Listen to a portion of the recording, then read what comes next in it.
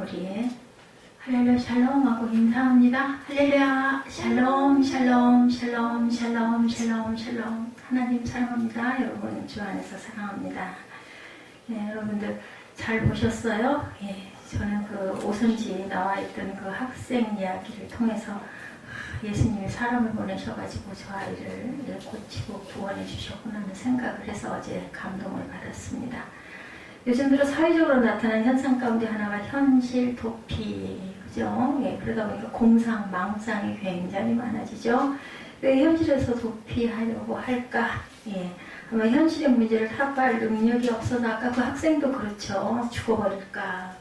죽여버리고 죽어버릴까? 오죽이나 하면 얼마나 괴로웠으면, 그죠? 너무 안타깝죠? 그래서 어저께 사무엘에게 물어봤습니다. 너희 학교에는 아이들을 그렇게 때리거나 그런 그 왕따로 인해서 괴롭힘 당한 애들이 없니? 그랬더니 있기는 있다고.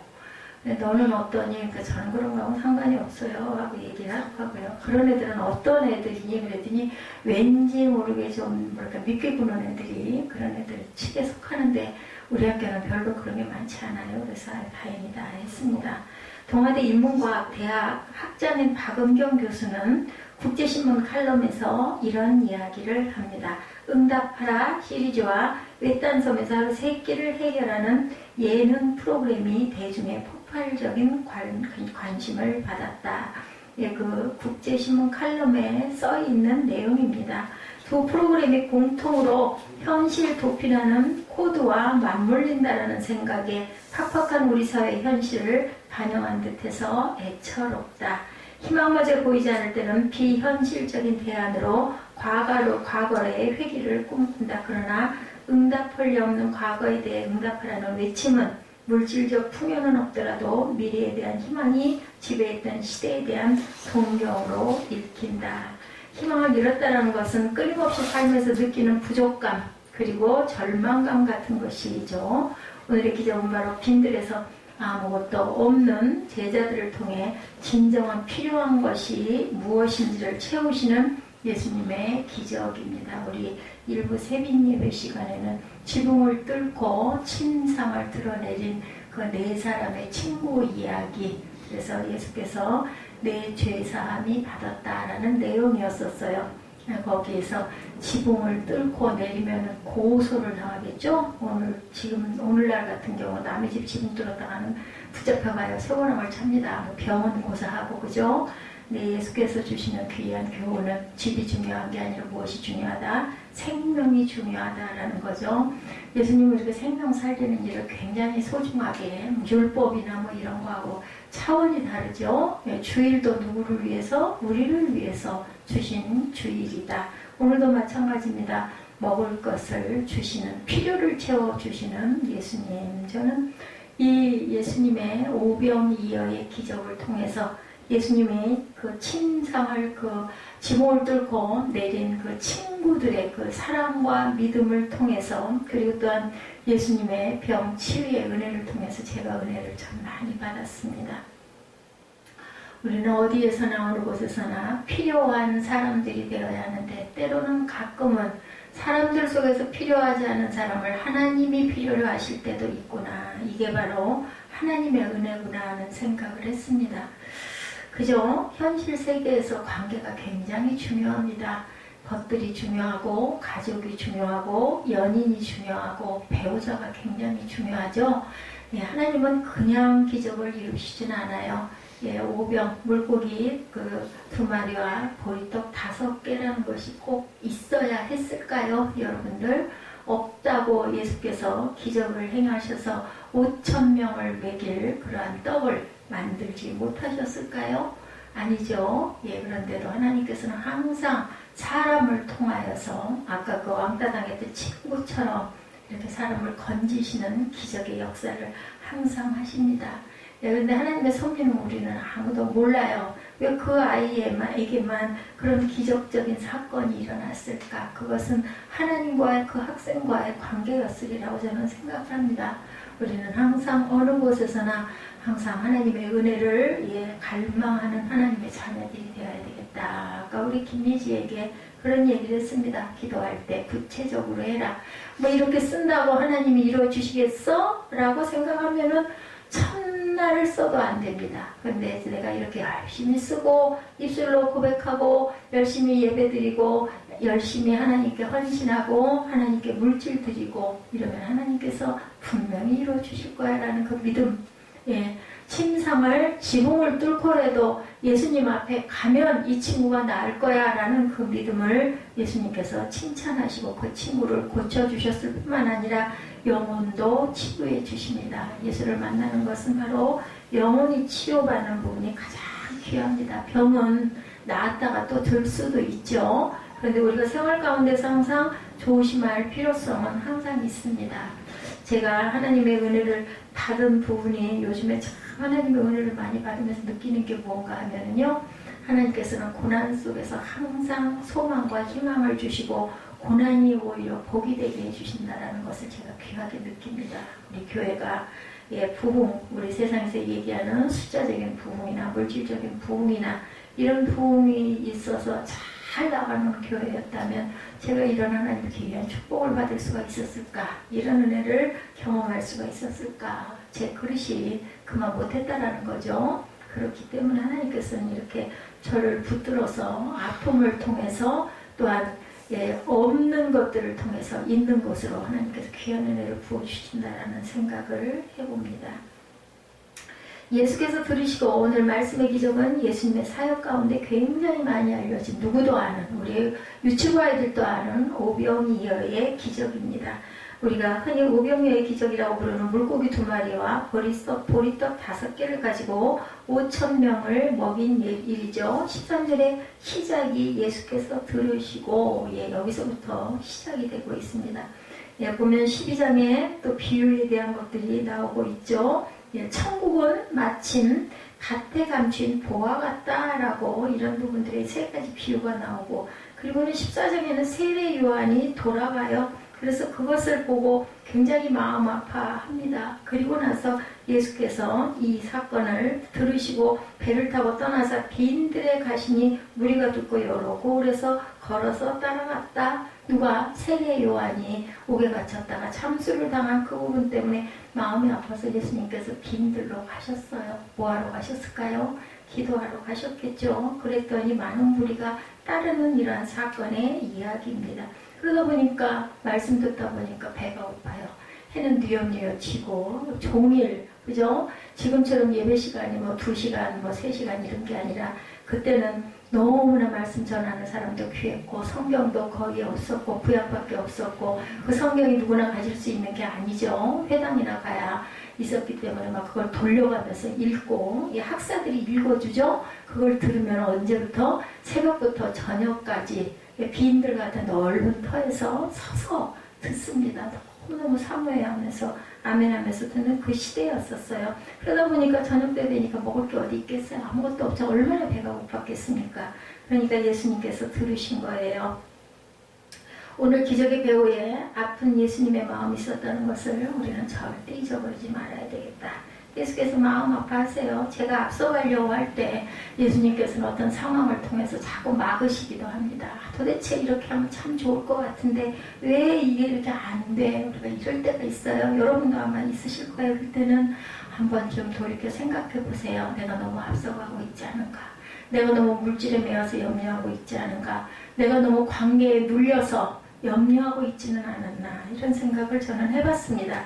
예수께서 들으시고 라고 시작합니다. 바로 전에 아까 말씀드린 대로 마태복음 14장 1절에서 12절에는 자신의 사촌이기도 하죠. 세례 요한이 함께 그죠? 이사벨과 누구예요? 그 마리아와 엘리자벳이죠. 임신을 해가지고 만나는 장면 여러분들 아마 아실 겁니다. 세례 요한의 목이 잘렸어요. 사촌 형이기도 하죠. 6개월 먼저 태어났습니다. 세례 요한은.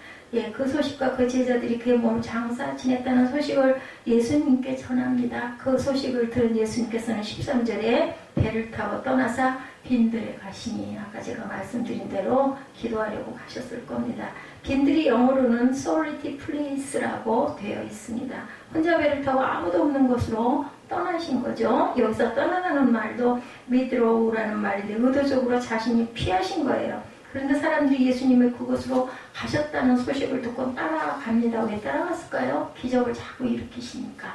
그죠? 예, 기적 일으킨 일들이 굉장히 많으시죠. 비유가 있고 그 앞에 보면 겨자씨와 누룩의 비유, 또 비유로 말씀하신 까닭, 가라지의 비유, 또 그리고 그 밭의 비유, 이런 비유들이 쭉 나타납니다.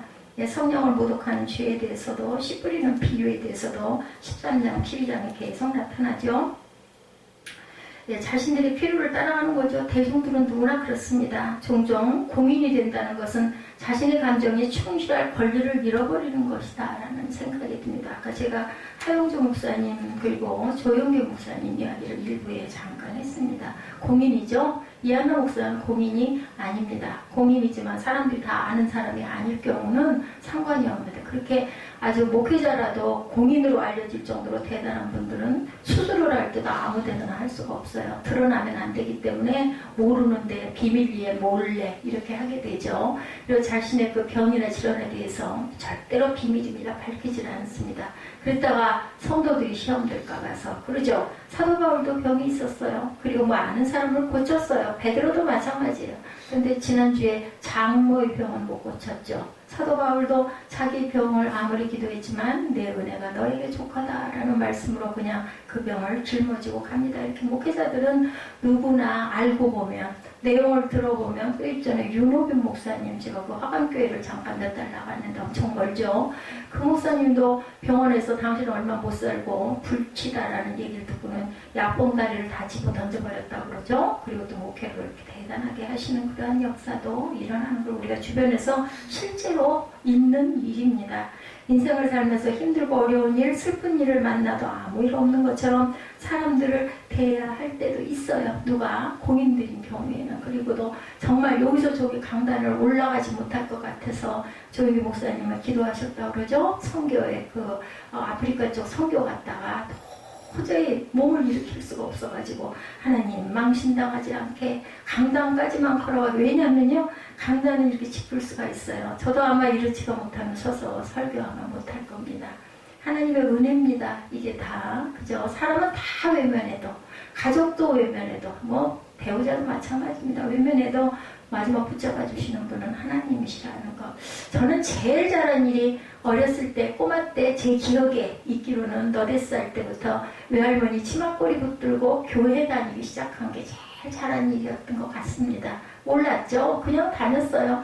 지금 같지 않고 그 시대에는 재미있는 일이 별로 없잖아요. 그러다 보니까 교회를 쫓아다니고, 그죠? 어린이 그 주일 성경학교라고 하죠. 그런 데 가가지고 그 마루장에다 무릎 꿇고 앉아가지고, 그때도 그랬던 것 같아. 맨 앞에 앉아가지고 그 큰 두루마리를 이렇게 넘기는 찬송가. 뭐 그 곡이 어디 있어요? 그냥 가사만 큰 먹지로 써놓은 그거 보고는 전도사님 따라서 열심히 찬송 불렀던 그 기억이 지금도 납니다. 그 정말 잘했던 것 같고, 왜 그렇게 교회가 좋았는지. 그때는 거기서 그렇게 맛있는 걸 뭐 매번 주거나 이런 거 없었어요. 그냥 풍금 하나 가지고 풍금에 맞춰가지고 찬송가 따라 부르고 율동하는 게 너무너무 재밌고 좋아서 다니게 되고, 제가 배추를 등에다 지고 그 추수감사제였던 것 같아요. 연극했던 기억이 납니다. 그게 제일 잘한 일이었어요. 몰랐죠. 예, 몰랐습니다. 제가 이전에는 왜 모르고 있었을까. 그 찬양, 우리 에서 집사가 막 놀리죠. 그 찬양만 부르면 제 생각이 난다고 하면서. 그런데 정말 은혜를 받은 것 같아요. 그 가사가 너무너무 저희가 주시는 말씀 같아가지고. 잘 나갈 때 알았으면 얼마나 좋았을까. 근데 사람은 잘 나갈 때는 그런 것을 느끼기가 힘이 든 것 같아요. 너무 좋으니까, 너무 기쁠 일이 많으니까, 너무 그저 빠질 일들이 많으니까. 그런데 그러지 못할 때 하나님이 붙들어 주시는 그 은혜를 이렇게 귀하게 깨닫고, 제가 주일마다 여러분들에게 설교를 하면서, 여러분들은 어떠실지 모르겠어요. 저는 엄청나게 은혜를 많이 받습니다. 예, 죄송합니다 여러분들에게. 여러분들은 아이고 나는 그냥 맨날 그냥 하는 얘기냐, 설교가 좀 짧았으면 좋겠는데 하실 수 있겠는데, 저는 너무너무 은혜를 받아서 설교가 자꾸 길어지는 것 같습니다. 예수님이 한적한 곳으로 가신다는 이야기를 듣고 사람들이 전부 다 쫓아갔어요. 그때는 무슨 교통수단이 있었겠습니까? 다 걸어서 따라가는 거죠. 예, 그렇게 자신을 따라오는 사람들을 바라보시면서 예수님의 마음에는 긍휼히 여기는 마음이 드셨다. 14절이죠. 예수께서 나와서 큰 무리를 보시고 불쌍히 여기사 그 중에 있는 병자를 또한 고쳐주십니다. 기도하러 가시려고 했는데 사람들이 너무너무 많이 따라오다 보니 바라보니 그때는 지금 우리 눈으로 보면 아마 형상이 거지 형상들이 아니었을까 싶습니다. 그 시대에 예수님 줄줄줄 따라다니는 그러한 그 사람들의 모습이 지금처럼 잘 입고 잘 먹을 때가 아니었죠. 그러다 보니까 아픈 자들은 좀 많았겠습니까? 여기서 불쌍히 여기다라는 말, 컴패션입니다.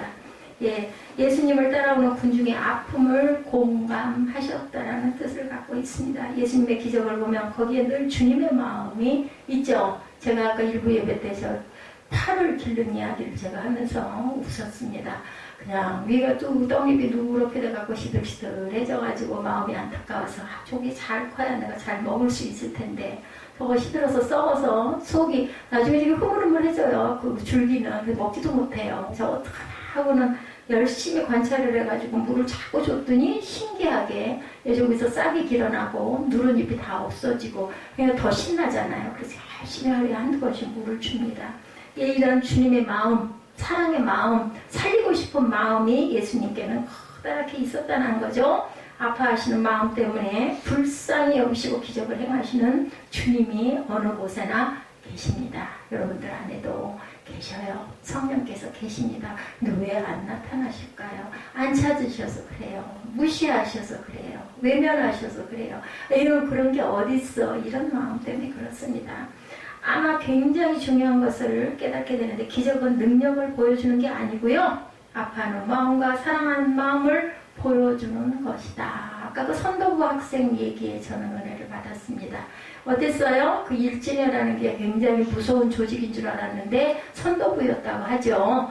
예, 그래가지고 그 학생이 그 교실에 우연히 눈이 마주친 거예요. 그 학생하고 딱. 근데 마주치는 순간에도 느꼈을 것 같아. 뭔가 읍조여 있고 겁먹고 있는 것 같은 모습을 눈 속에서 보지 않았을까. 그래서 가서 책을 빌려달라고 그러고 예, 말을 붙이고 책을 살펴보니까 막 구두발자국이 있고 괴롭힘 당한 것 같은 이상한 느낌이 들어가지고 좀 이건 심하다 하고 그 아이를 지키느라고 매일 한 번씩 가니까 주변에서 괴롭히던 아이들이 멀어졌죠. 그죠? 근데 하루 병원 간 사이에 또 아이가 괴롭힘 당한 걸 보고는 그 5명을 그냥 다 아주 작살이 나게 패해서 그렇게 정합 처분을 받는 그런 내용의 이야기. 사람을 통해서 역사하시는 하나님. 그 학생의 마음에 얼마나 죽고 싶을 정도로 괴로움이 있었고 간절함이 있었을까 저는 그 생각을 해봤습니다. 이게 바로 그 마음, 불쌍히 여기는 그 마음이 그 학생의 마음속에 있지 않았을까. 결국은 그걸 딛고 승리하죠. 그죠? 원하는 예고에도 들어가고 그 작곡을 하는 일도 이루게 되는 일상 속에 나타나는 일이에요. 그게 무슨 기적의 사건이 아니라 저와 여러분에게도 얼마든지 일어날 수 있는 일이다. 그래서 기적이 일어난 곳에는 하나님의 마음이 있고 그 하나님의 마음으로 인해서 하나님의 영광이 드러납니다. 내가 잘해서가 아니라 운이 좋아서가 아니라 하나님께서 이루어 주셨구나라는 것을 깨달아 아는 사람에게는 하나님께 영광 돌리는 여러분들 아시죠? 문둥병자 10명 고쳐줬더니 9명은 신나라 하고 제사장한테 가버리고 나머지 1명만 제사장에 보이고 다시 돌아옵니다. 1명이 건짐을 받는 거죠. 영원히 건짐을 받습니다. 자, 예수님께서 공생애를 시작하시기 전 사탄의 시험에서 기적을 거부하셨던 이유가 무엇이었을까? 예, 돌을 들어서 빵을 만들라는 것은 하나님을 시험하는 것이고 높은 성전 꼭대기에서 뛰어내려오라는 것은 하나님과 관계없는 능력을 자랑하라는 것이고 사탄에게 절하는 것은 하나님을 부인하는 행동이기 때문에 예수님께서는 거절을 하셨죠. 기적을 이야기하고 기적을 구할 때마다 우리가 새겨야 할 마음에 어떤 그 준비가 있습니다. 그것이 하나님의 마음이 그것에 있는가, 그 사건에 그 일에 있는가라는 것을 우리가 항상 생각해 봐야 되겠다. 우리 인생에서 곤란한 상황을 만나고 그 상황을 우리 힘으로 해결할 방법이 없고 그 상황을 바라보신 하나님의 안타까운 마음이 있다면 기적이 일어나는 최적의 조건이 형성이 됩니다. 본문 15절입니다.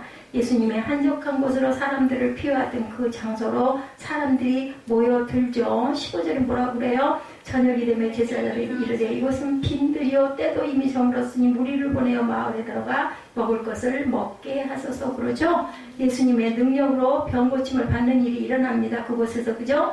문제는 사람이 떡으로만 사는 것이 아닌데 떡이 필요한 존재들인 거 맞습니다. 배고프잖아요. 저녁 때가 됐으니 병원 고치받았는데.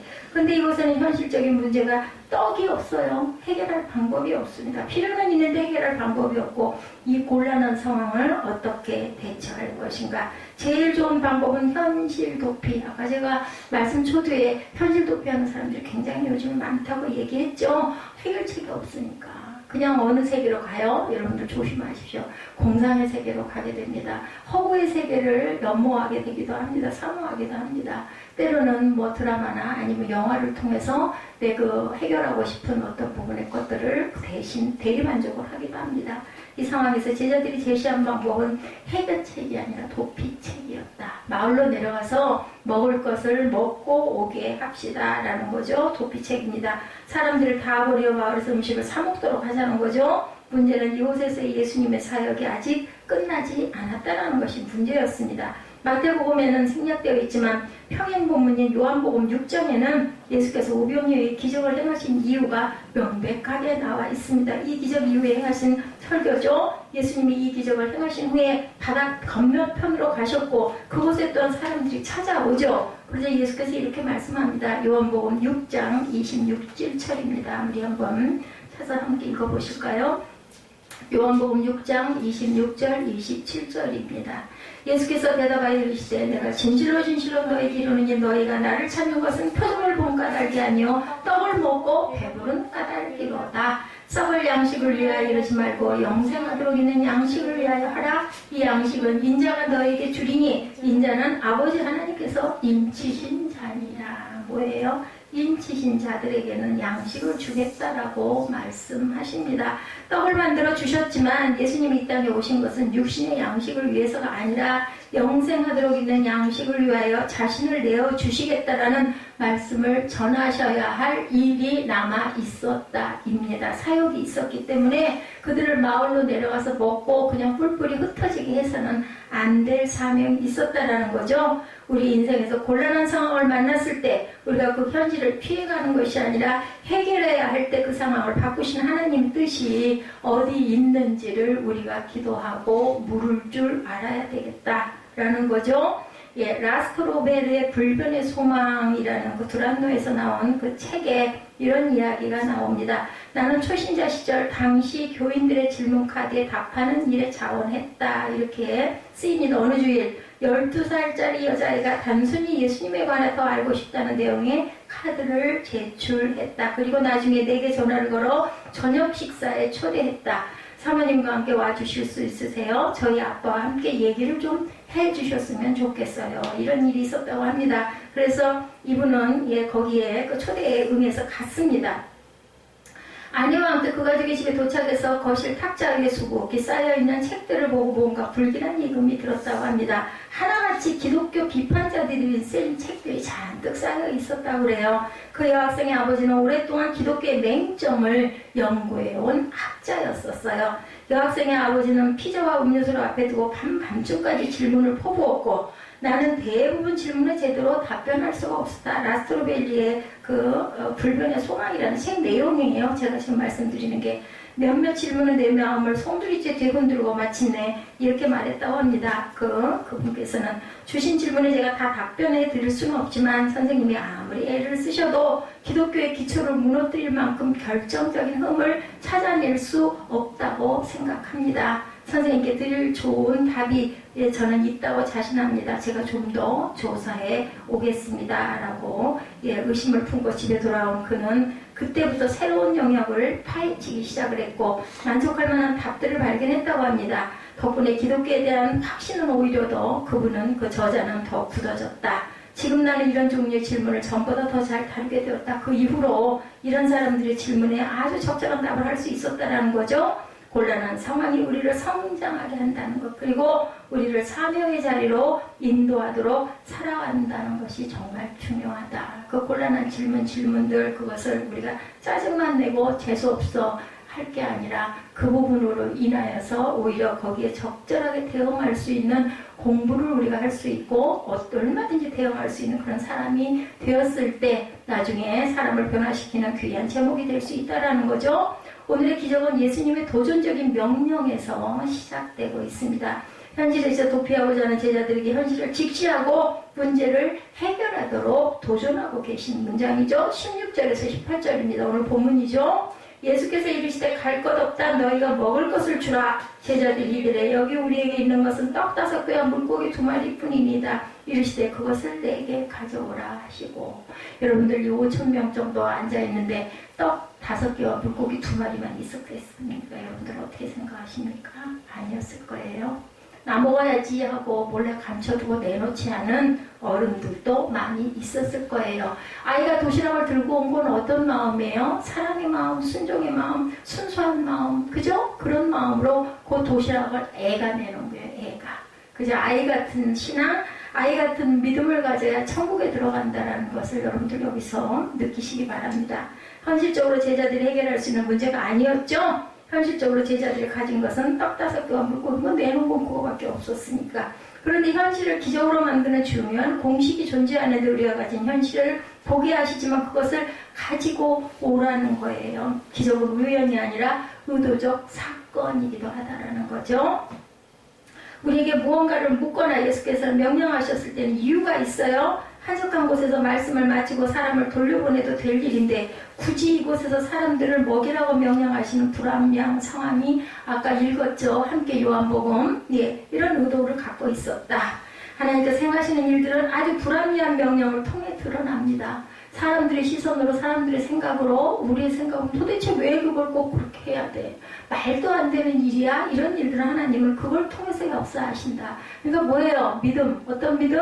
아주 어리석을 정도로 순종하는 믿음이 있어야 된다. 내 생각, 내 사고, 내 의견, 내 그 명철한 그 뇌리, 그 해석, 아니면 또 내 경험, 내 지식, 이런 것들 들이댔다가는 구원을 받지 못합니다. 여러분들 그거 명심하시기 바랍니다. 그래서 좀 똑똑해 보이고 먹물 들어있어 보임직한 사람들이 은혜를 빨리 못 받는다고 하죠. 내 방식으로 하려고 하기 때문에. 좋은 말씀은 좋은 말씀인데 그건 그거고 사는 건 사는 거지 뭘 그걸 어떻게 거기다가 접목을 시켜갖고 매번 응답을 받아? 이런 생각을 하는 사람이 많죠. 그래서 우리 삶에 불합리한 명령이 들어올 때는 왜? 라고 묻는 게 아니라 어떻게? 라고 물어야 한다는 거죠. 도대체 왜 해야 돼? 그게 그럼 어떻게 할까요? 이것을 질문할 줄 알아야 된다. 왜라는 물으면 어떻게를 통해 드러납니다. 어떻게 할까요? 했을 때 거기에 답이 왜라는 부분이 해결이 된다는 거죠. 이런 판단적인 기적도 있지만 하나님께서는 이스라엘 백성을 아까 제가 기도할 때 말씀드렸지만 백성을 출애굽하는 과정이 여러분들 아시죠? 애국과 이스라엘이라는 구도 속에 이게 가능할 수나 있었겠는가, 그죠? 그런데 기적을 행하시는 하나님의 방법은 이해하기 굉장히 힘듭니다. 아, 진짜가 아닐 거야. 근데 그건 옛날에 그 과학적인 부분들이 이제는 조금씩 오히려 거꾸로 증명이 되고 있다고 그러죠. 왜 광야에서 40년을 헤매도록 왜 하셔요? 가라고 했으면 직선 코스면 며칠? 2주이지만 해결되는데 10하루길이라고 나와 있어요. 10하루길. 그 길을 40년을 돌 수밖에 없었어요. 믿음 다 떨어지고, 그죠? 입술로 고백한 대로 못 들어가고 말죠. 그렇게 돼버리고 맙니다. 2세대만 들어가죠. 누구만 들어가요? 모세도 못 들어가고, 아론도 못 들어가고, 누구만?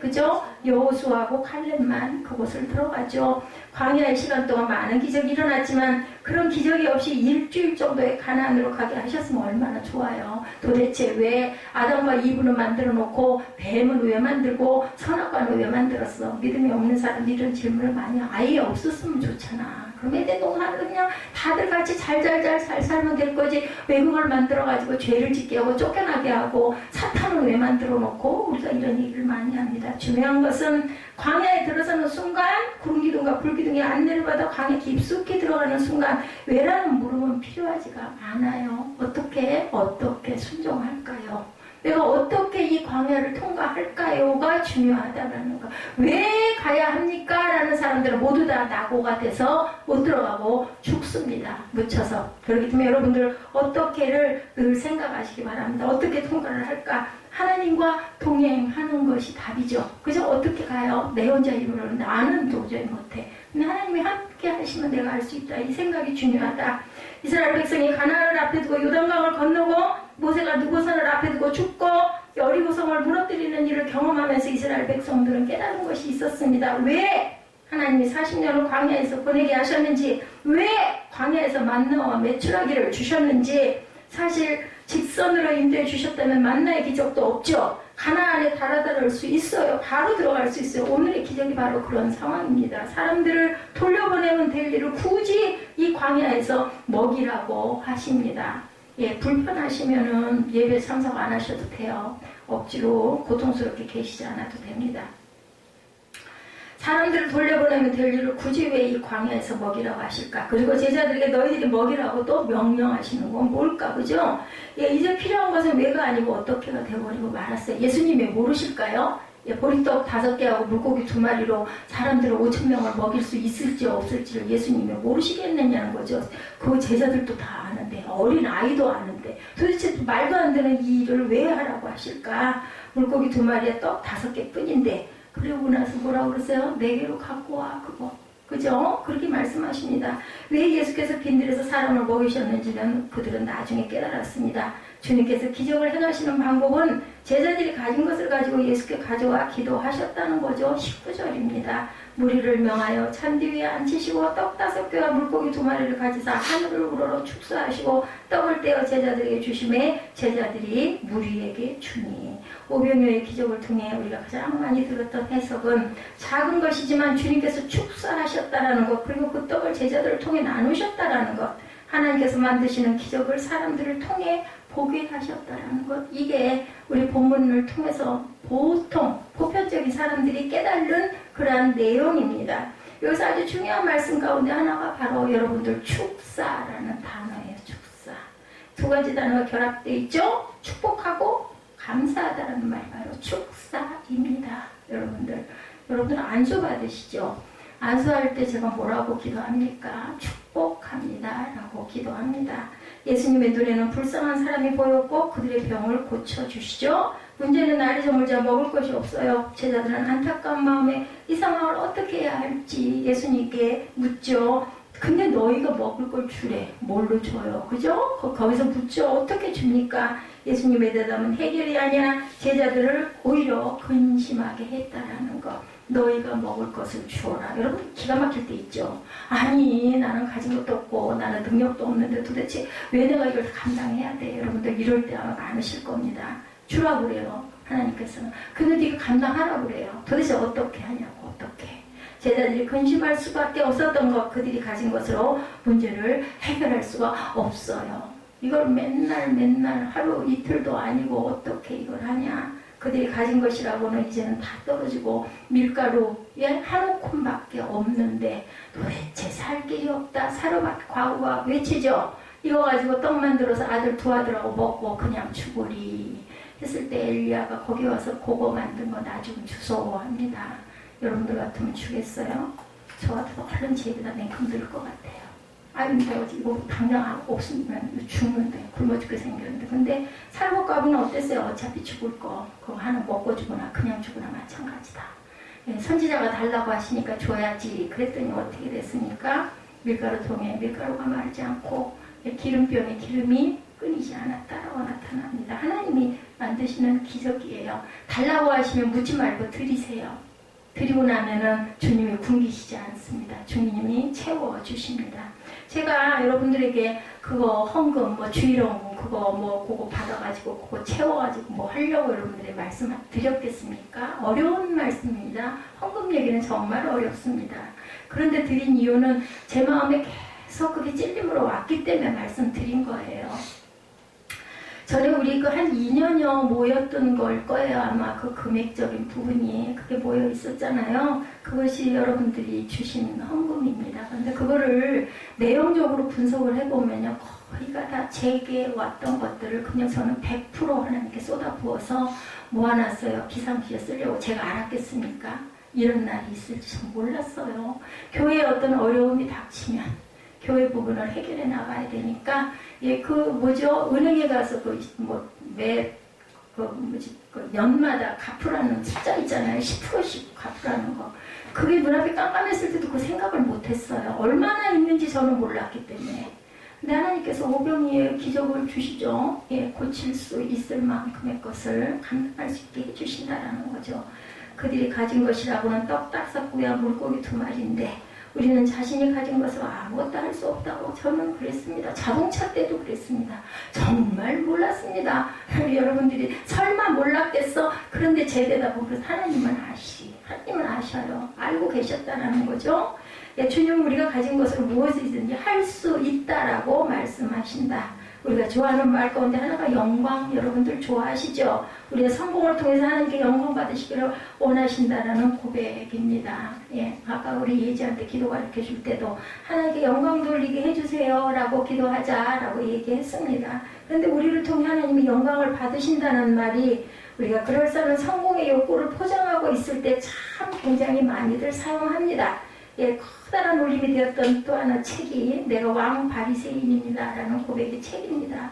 허운석 선교사님의 글이었는데 그분이 성공하는 정반대의 길에서 말기 암으로 인해 사람들에게 외면당할 때 하나님의 축복을 간증하는 설교 중에 일부가 나와 있어서 제가 은혜를 받았습니다.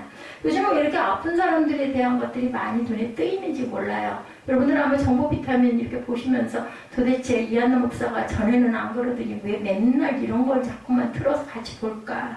그죠? 제가 몸에 불편한 부분도 있어서 있거든 한 건데 하나님께서는 또 때에 이런 부분에 은혜를 주시는 것 같아요.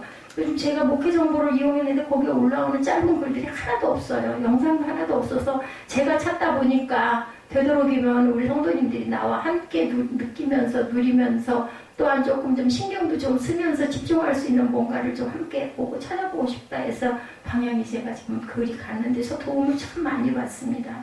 그분이 성공가는 정반대의 길에서 말기암으로 인한 간증입니다. 하나님은 내게 암이라는 시련을 주셔서 도살당할 양같이 여기게 하셨습니다. 그 선교사님의 글이에요. 사람들로부터 저 선교사는 무슨 큰 죄를 지었기에 저런 병이 걸렸나. 제가 이런 이야기를 김진숙 목사님에게 했었습니다. 젊은 날 몸을 잘 돌보지 않고 교만하고 잘났다고 높은 구두 신고 그리고 엄청나게 많이 걸어다니고 운동도 하루에 2-3시간씩 땀을 있는 대로 바가지로 흘려대고 아마 쉽게 얘기해서 조그마한 대야로 하나씩은 흘렸을 것 같아요. 그렇게 적당하게 아까 뭐라 그래요? 30분 정도 등에 땀이 촉촉히 날 정도 가장 좋다고 하는데 아이고 그걸로는 말도 안 되죠. 신이 안 차죠. 그래서 러닝머신인데도 막 이 러닝머신 바닥으로 물이 줄줄 흘러날 정도로 그렇게 운동을 했더니 결과가 이렇게 됐어요. 너무 지나친 거죠. 조심하지 않아서 죄가 많아서 죄를 너무 많이 지어서 교만의 죄를 많이 지어서 그랬더니 그 목사님이 그건 아니죠 라고 얘기를 하더라고요. 예수님이 다 사하셨는데요. 우리가 몸을 잘 돌보지 못한 건 잘못이지만 죄 때문에 그런 건 아닙니다. 그냥 하나의 위로로 들었습니다. 근데 말씀하시네요. 오늘도 내 죄사함을 받았노라. 찬양 중에도 말씀을 하시네요. 이전에 내가 왜 몰랐던가 하나님의 그 은혜를.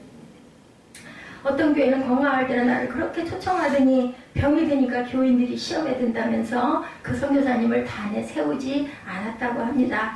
하나님이 이렇게 나를 천대받게 하심으로 내 영혼을 보호하십니다. 그 선교사님의 고백이에요. 내가 뭐라고 하나님 이렇게 내 영혼을 간수하십니까? 인간적인 눈으로 보면 비참하지만 그분의 끔찍한 사랑을 알기 때문에 말로 다할 수는 감사를 드리게 됩니다. 그분의 고백입니다. 그리고 내가 받은 이 고통과 괴로움은 다른 사람에게는 예수 그리스도의 떡과 포도주가 된다. 정말 이것이 감격스럽습니다. 그분이 이렇게 고백을 했어요.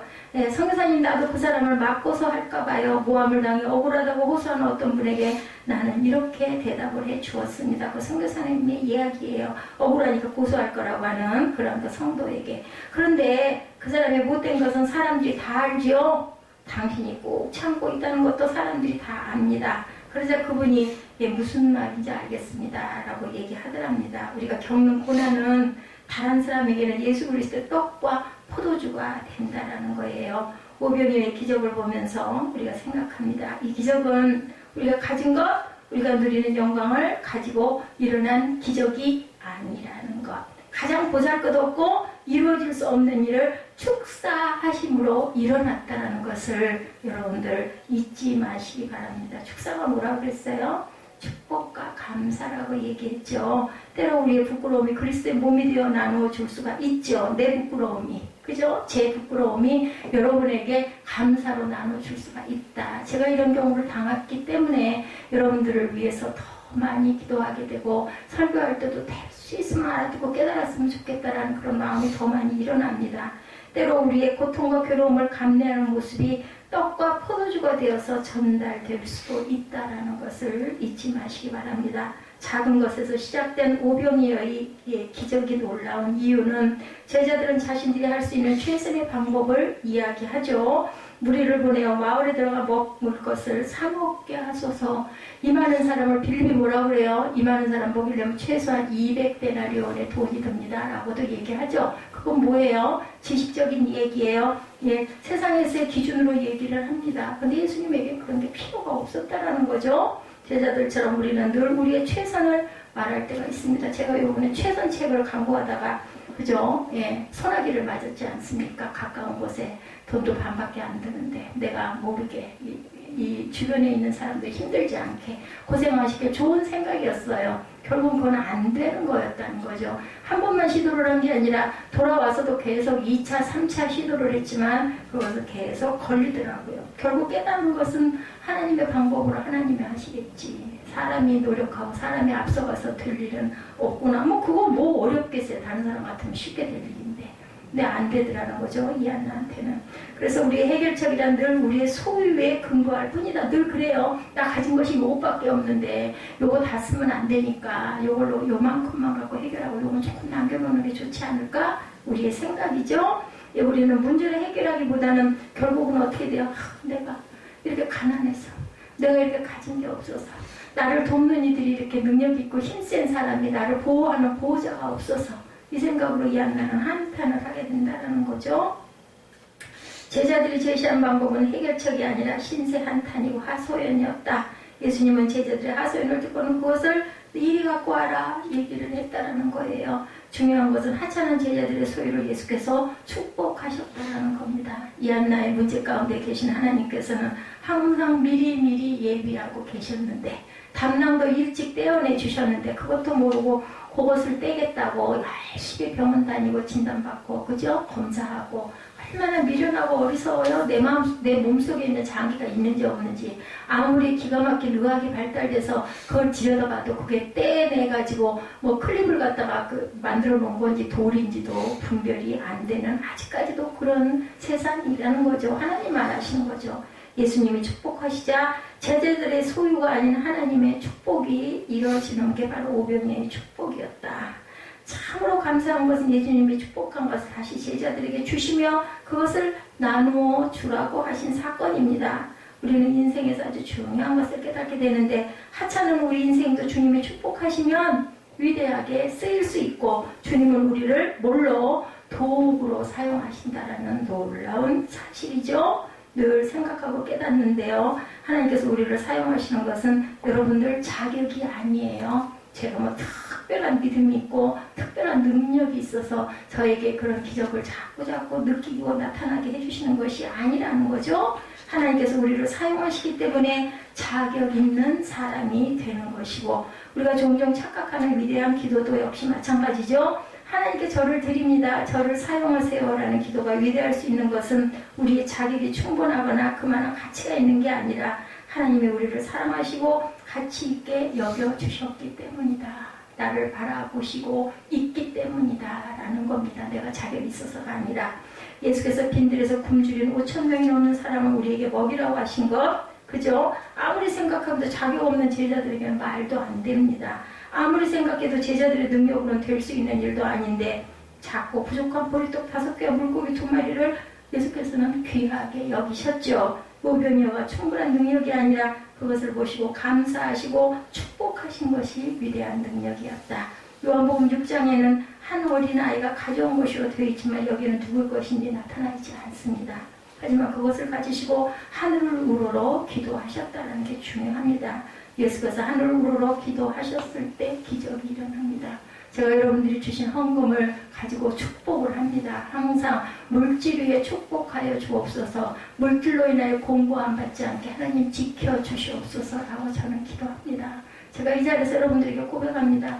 저를 위해서 10,000원이 넘는 돈을 덜커덕 써본 일이 거의 없습니다. 너무너무 귀해서. 예, 그걸, 예, 우리 그 사무엘이, 철없는 사무엘이 잘못을 하는 것으로 인해서 지금 헌금이 빈 봉투로 올라오다 보니까 제가 마음이 너무 안타까운 거예요. 그래서 그 안타까운 마음을 여러분에게 말씀을 드린 겁니다. 얼마 전까지 저는 11조 봉투도 빈 봉투 올리는 게 정말 너무너무 안타까워서 그 하나의 의식일 수밖에 없는, 똑같은데. 그죠? 계좌로. 다른 교회들은 다 그렇게 하는 교회들이 너무너무 많은데도 저는 마음이 그랬어요. 여기는 새생명 세빛교회고요. 하나님이 저를 세우셨습니다. 그렇기 때문에 저는 제가 받은 은혜들을 여러분들에게 전달할 수밖에 없어요. 그게 아무리 미련한 방법이라 할지라도. 예, 그렇지만 또 어떤 부분에 편리를 또 안 따라갈 수가 없어서 제가 꺾여서 지금은 그냥 계좌로 들어오는 것도 감사하고 축복을 합니다. 근데 정확하고 분명한 거는요, 제가 그 봉투를 들고 직접 축복을 할 때는 봉투가 직접 들어있을 때도 축복을 더 열심히 당연히 했는데 그게 아니다 보니까 올리는 분도 축복을 하는 목사도 그게 잘 안 되고 빠질 때가 많더라는 거죠. 이게 중요한 원리입니다. 우리 아이에게 제가 그 헌금을 넣지 못하는 그걸 내가 중간에서 막고 있구나 싶어가지고 그걸 여러 번 생각을 하다가 용돈에서 너 10,000원 주면 10,000원에서 2,000원씩은 꼭 무조건 띄어서 이거 안 하면 내가 용돈을 안 주겠다라는 이야기를 했습니다. 왜냐하면 습관을 들려줘야 되잖아요. 제가 언제까지나 제 옆에 있을 수가 없기 때문에 여러분들 깊이 느끼시고 나름대로 이 부분이 맞구나. 우리 예전엔 정말 착해요. 그런 부분으로. 아마 싫을 때도 많았을 거예요. 아까울 때도 많았을 거예요. 쓸 때가 얼마나 많겠어요. 아니면 저축하고 싶은 마음이 들 때도 또 있었을 거예요. 근데 정말 상을 주고 싶을 정도로 심을 줄을 정확하게 하는 걸 보면서 우리 예전은 정말 잘 심어졌구나. 어린 날부터 그저 싫든 좋든 예, 그렇게 꾸준하게 따라온 그게 정말 감사하다. 외부에 있는 많은 아이들을 제가 기르지 못하고 양육하지 못했다 할지라도 어떤 교회는 성인 성도가 하나도 없고 아이들 몇 명만 놓고도 그걸 예배를 드리고 아이들을 그렇게 열심히 섬기고 먹이고 한다라는 얘기를 제가 전해 들었습니다. 근데 당신의 아이들에게는 무지무지하게 엄하게 군다고 하더라고요. 근데 아주 오는 아이들에게는 그렇게 목사님의 배같이 남자분인데도 살갑게 군다. 어떻게 그럴 수가 있을까? 자기 아이에게 더 잘해야 할 텐데. 근데 그렇게 될 수밖에 없더라고요. 저도 해보니까. 그죠? 아이들은 꼭 와야 되니까. 한 가정에서 3명씩 오니 얼마나 그 아이들이 귀하겠어요. 그래서 점심을 먹이고 본인은 보내는 게 정말 거의 없는데 추수감사절, 부활절, 크리스마스 때만 10,000원씩 보내고 연극한다고 그러면 가서 참석은 해서 참석하고 시커 먹고만 돌아오지 드리는 게 없는데 너무너무 감사하다는 이야기를 들었습니다. 하나님의 나라는 줘야 돼요. 교회는 주는 교회가 돼야 됩니다. 하찮은 것이 하나님의 영광을 위해서 쓰임받는 것은 주님께서 하늘을 우러러 감사하시고 축복했다라는 것 잊지 마시기 바랍니다. 오병이어가 주님의 손에 들려질 때 감사와 축복이 일어납니다. 우리 인생의 해결책은 우리가 가진 것을 가지고 해결하려고 하지만 계산이 나오질 않습니다. 무슨 일이 일어날 줄은 아무도 몰라요. 특별히 사명자로 살아가는 우리를 절망하게 하는 것 아무리 생각해도 우리에게는 능력이 없는데 너희가 하라. 조용히 목사님이 그러시더라고요. 나는 능력이 없습니다. 근데 하나님이 하십니다. 기도했을 때 내 병은 안 고쳐지는데 지금도 병으로 고생하시죠. 그런데 성도들 가운데서는 하나님의 영광이 막 일어나니까 그렇게 유명해지신 거죠. 중요한 것은 우리가 가진 것에 대한 한계를 가지고 하소연하는 게 아니라 한계를 가지고 주님께 나오는 게 중요하다. 나 이것뿐인데요. 나 이것밖에 안 되는 하나님 어떻게 하울까 하고 우리가 나오는 게 중요하다. 보리떡 5개와 물고기 2마리를 가지고 축사하시기 전에 19절에 보니 우리를 명하여 잔디 위에 앉히시고 합니다. 왜 우리를 앉히셨을까요? 성경에 너희가 가진 것은 이것뿐인데 하나님이 행하시는 것을 봐라 라는 뜻이에요. 아주 중요한 것을 보이기 전에 잠시 침묵과 여유를 가지라는 거죠. 그러니까 우리의 뭣도 중요해요. 예배드리는 자세도 중요합니다. 그냥 그 본론이 중요한 게 아니라, 그죠? 그래서 준비 기도한다, 준비 찬송한다, 이런 이야기 있죠. 그죠? 예, 1등을 발표하기 전에 북치고 막 긴장 고조시키고 클라이막스를 막 하지 않습니까? 어느 곳에서도 보면 우리 인생의 클라이먹스, 우리의 능력이 극대화되는 순간이 아니라 우리가 가진 것을 가지고 하나님께 쓰임받기를 기대하는 것이 중요하다. 내가 할 수 있는 것을 다 하고 이제 하나님이 하실 일을 기대하며 기다리는 순간입니다. 마치 중요한 순간을 기다리는 아이가 뭐해요? 침을 꽉 삼키죠. 기다리다가 무슨 일이 일어날지 궁금해가지고. 우리 어린 날 기억 안 나십니까? 출애굽기 14장 14절입니다. 홍해를 앞에 두고 바로의 군대들이 뒤를 쫓아오는 순간에 모세가 말하죠. 너희는 가만히 있을지니라. 그리고 모세가 기도하고 지팡이를 내밀었더니 바다가 갈라지는 역사가 일어납니다. 우리는 잠잠히 기다릴 줄 알아야 합니다. 여호수아서에 보면 출애굽한 백성이 가나안에서 첫 번째 전투를 벌이고 여리고성을 무너뜨리기 위해서 7일 동안 성을 돌 때 하나님께서 여호수아를 통해서 백성에게 명령한 것, 성을 돌 때 뭐 하지 말아라? 아무 소리도 내지 말아라 라고 말씀하시죠. 매일 한 바퀴씩 성을 돌아도 아무 일이 일어나지 않는 순간에 불평하거나 소리를 내지 말라는 거죠. 아무 일도 일어나지 않는 순간에 하나님께서 뭐하고 계시니까? 일하고 계시니까. 우리가 조용히 앉아 있어야 하는 것은 하나님께서 일하는 순간이 되었다는 것을 깨달아 알라는 것입니다. 나의 가진 것을 내어놓고 내 능력을 하나님께 맡기고 기대하는 것이 우리 인생 최고의 순간이라는 것을 잊지 마시기 바랍니다. 기적이 일어난다는 것은 우리 인생에서 최고의 일이 일어난다는 거죠. 기적은 보통 일어나는 게 아닙니다. 될 수 있는 일이 일어나는 건 기적이 아닙니다. 주님 나는 아무것도 아닙니다라고 고백하는 순간 우리는 아무것도 아닌 것이 아니에요. 세상에서는 나는 아무것도 아니다 그러면 패자예요. 나는 아무것도 아니다 능력이 없는 자예요. 근데 하나님께 나는 아무것도 아닙니다 라고 하는 순간 하나님께서 일하심으로 나를 높여주신다라는 거죠. 그래서 네가 죽으면 생명을 버리면 살리라 라는 말씀을 하신 거죠. 하나님의 능력이 가장 명확하게 드러나는 때는 우리의 부족한 순간이라는 거. 제가 사면이 꽉꽉 막혔다고 늘 얘기합니다. 뚫린 곳은 한 곳, 하늘밖에 없어요. 밑으로 내려가면 죽어요. 그죠? 예, 사망입니다. 그러니까 뚫린 곳 바라보고 기도할 수밖에 없죠. 하늘 쳐다보고 입 벌리고 있을 수밖에 없는 상황이 됐을 때 하나님께서는 은혜를 베풀어 주신다라는 거죠. 조영기 목사님과 하영재 목사님 대화 중에 두 분 다 건강의 문제를 가지고 계셨어요. 한 목사님이 조 목사님에게 묻습니다. 조 목사님도 그런 말씀을 많이 들으셨을 것 같아요. 다른 사람은 고치면서 당신은 왜 못 고치십니까? 그랬더니 조 목사님이 대답합니다. 예, 나는 그렇게 하진 않지만 옛날에 많은 병자를 위해 기도하고 나서 하나님 저도요 라고 기도했다고 합니다. 하나님 저도요. 좀 고쳐주시옵소서 하고 병든 사람이 너무 고통스러워하니까 불쌍해서 기도합니다. 제가 은사가 있어서가 아닙니다. 아까 말씀드린 내용이죠. 2002년 아프리카 집회 때 사람들이 스타디움을 가득 메우고 대통령, 강요들이 도착했는데 도저히 일어날 수가 없는 거예요. 일어설 수가 없는 거예요. 예, 주님 일어나 강단으로 갈 수 없는데 누구에게 말할 수도 없고 누가 부축해줘야 나갈 수 있겠는데 이번만 설교하고도 죽어도 좋으니까 창피 안 당하게 하나님 영광 가리지 않게 하옵소서라고 기도하셨다고 그래요. 그리고 겨우 일어나 걸어나갔는데 설교를 시작하니까 성령님이 힘을 주셔서 아까 말씀드렸죠. 설교 도중에 쓰러질 것 같은 생각이 자꾸 들면서도 설교를 마쳤는데 병자들을 위해 기도하는데 많은 사람이 나았다고 합니다. 그래서 속으로 하나님께 기도했대요. 하나님 저도요. 저 많은 사람이 기도를 했는데 저는 왜 안 났습니까? 이렇게 질문했다고 합니다. 하영주 목사님도 똑같이 암 발견하고 수술할 때 서울에서 수술을 받으면 소음이 날 것 같아가지고 지방에 가서 수술을 받았다. 주일마다 조영희 목사님 번지 점프를 하는 것 같습니다. 제가 말씀에 묶여있다고 생각하고 번지 점프를 합니다.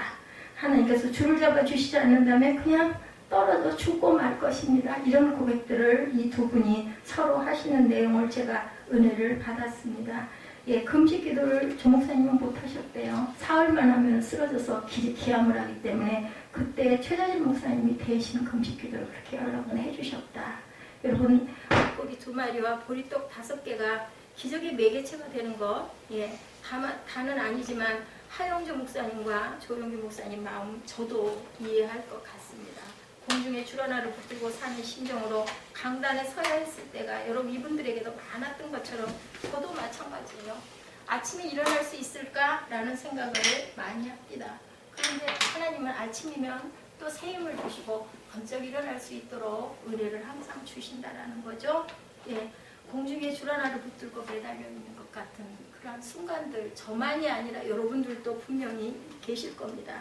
기적은 신학적 지식과 관계 있는 게 아니라 하나님을 향한 간절한 마음이 있습니다. 그렇기 때문에 우리는 하나님을 향한 간절한 마음을 가졌을 때 하나님께서 나를 위해 대신해서 축사해 주시고 우리가 원하는 것들을 손에 쥘 수 있도록 해주신다. 여러분들 이제 1년이 다 갔어요. 예, 저희들 그 기록표 가지고 여러분들 계시죠? 예지 그 말씀이죠. 시편 37편 5절입니다. 내 길을 야훼께 맡기라. 그를 의지하면 그가 이루신다라고 말씀을 하셨어요.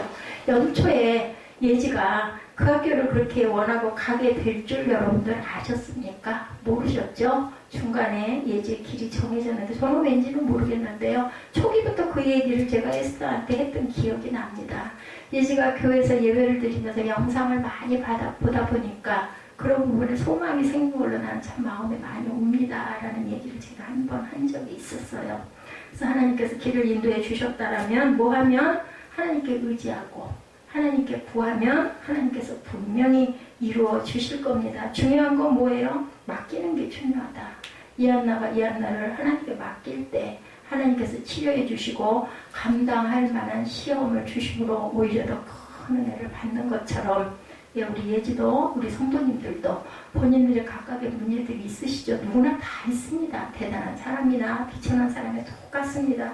하나님께 맡기고 내가 일하려 하지 않고 나는 내 자리에서 내 최선을 다할 때 하나님께서 어떻게 이루어주세요? 합력하여 선으로 이루어 주실 줄 믿습니다. 우리 찬양하시고 축도로 예배를 마치도록 합니다.